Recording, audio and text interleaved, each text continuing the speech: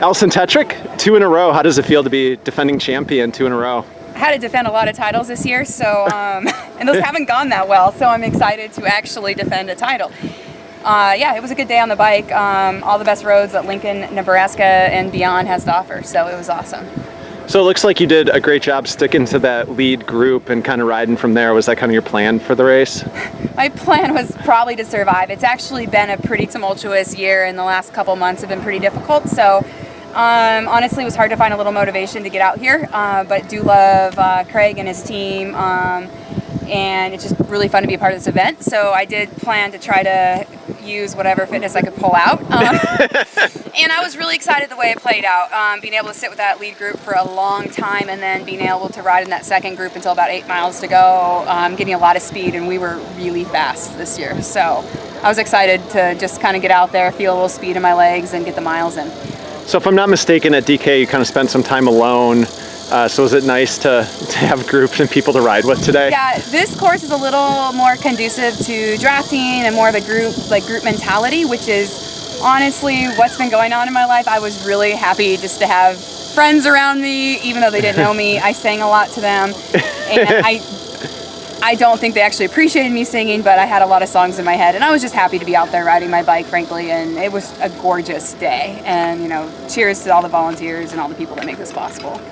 Yeah, it's my understanding that you've had some tough times lately, so I know everyone was really excited. They were excited that you were signed up, and they were excited that you were here, so. Yeah, even after being signed up, I was like, it's a 50-50, I told them, I was like, it's 50-50 if I actually show up. You know, it's just been really hard, and I'm really happy I was out there today and being able to spend time with somebody like, I mean, just all these people out there riding the bikes, and we were riding really fast, like I said, and one time, you know, it's pretty sandy. I don't know if you'd call it sand, but really small gravel. It's pretty loose. And so, you know, some guy, of course, you know, looks around and almost wipes out. He's like, I'm so sorry, I scared you. And I said, oh, it's okay. You know, fear's a part of my nature. And he kind of looked at me like, he's like, well, that's not very good. And I go, no, it's okay. I go to therapy for that. And he's like, awkward, like we don't know each other. And I go, therapy, like Gravel Worlds right now. This is my therapy. So it was just a beautiful day and just happy to be here.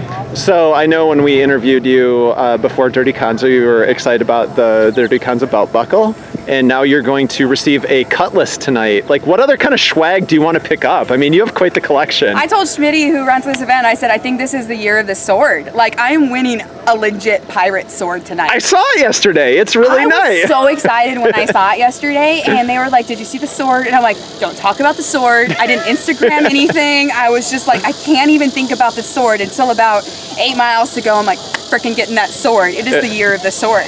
Yeah. I still wear belt buckles all the time because that's me. But I'm going to own a sword now, and I don't think actually anyone wants me to own a sword, but I will have a sword. I don't know how I'm going to get it home. Yeah. Oh, we'll find a way. I'm sure they'll find a way to make sure that you get your sword back at home. I'm going to get this sword. Yeah. And that thing is legit. Yeah. So it's the year of the sword. I am excited to get a photo of it later on tonight at the podium ceremony. Yeah. So it's going to be a really big day for me. So yeah. I don't know if it gets much better than this. So. Well, I'm excited to see what happens next year. I mean, who knows what kind of swag you're going to get. So. I just heard about like Polish dogs here tomorrow the size of your like head. So like I don't know. Like I mean I think we could do swag like to the moon and back. So. Yeah. You never know. Well, cool. Well, congratulations. Thank you. World champion. Oh, and we had one other question we wanted to ask. So you're world champion of gravel. World champion. Let's do it. Okay. Yeah.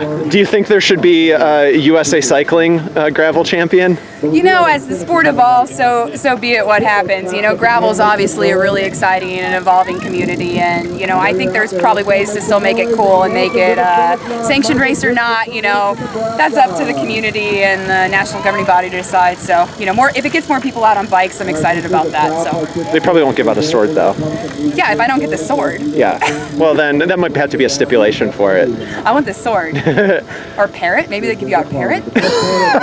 Who knows? Well, cool. Well, it's been a lot of fun watching you race this year and seeing all the success that you had, and we're excited to see what happens next year. And a lot of failure, but that's life, right? So yeah, that's why you keep doing it, right? That's why I keep doing it. Well, I was like, if I wasn't so damn motivational, maybe I'd stop. But hey, we find inspiration with each other out there, so it was a beautiful day. Well, cool. Congratulations. Thank you.